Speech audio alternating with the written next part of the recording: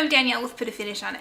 If you're a writer looking for an editor, let me know. When I was at university in 2001, I took a history course covering the US history from 1945 to the present. I was learning about the decades my parents grew up in. They went to college in the 60s. The student movement, civil rights, women's rights, and the anti-war movements all came together and overlapped in a time of change and activism. The Student Nonviolent Coordinating Committee, or SNCC, was formed in 1960. It was a racially integrated activist group playing major roles in sit-ins, the freedom rides, and voter registration. And I thought, this is so cool. How come we all learn about Dr. Martin Luther King Jr., but I've never heard of SNCC until now? Anyway, as the 60s went on, movements kept shifting toward Black power and militants. Stokely Carmichael became the leader of SNCC, and they didn't think they could stay nonviolent for much longer, and they voted to ask white members to leave. Carmichael was once asked about the position of women in SNCC, and his response was that the only position for women in SNCC was prone. Whether this quote has been taken out of context unfairly,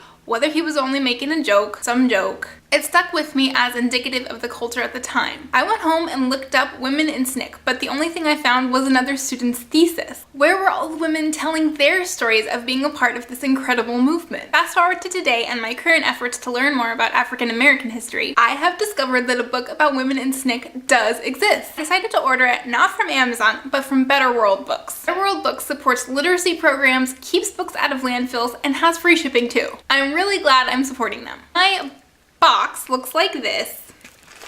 Now let's see what I got. Hands on the Freedom Plow, Personal Accounts of Women in SNCC. I was so happy to know that this book exists. It was published in 2010, just 9 years after I went looking for it. It's 600 pages with 52 activists contributing to a chronological account of SNCC from its inception onward. It turns out mine is a former library copy, which I hadn't realized. Why would this library in Texas give up such a beautiful, awesome book? I did look back on the Better World Books website and they do list whether it's a former library copy, so I must have missed it. Keep an eye out for that if you prefer not to have the stamps and stickers and plastic covers on your book. Really excited to make my way through one of the most passionate freedom movement organizations in American history as told by the women who were there. That's it for me today. Thanks for watching.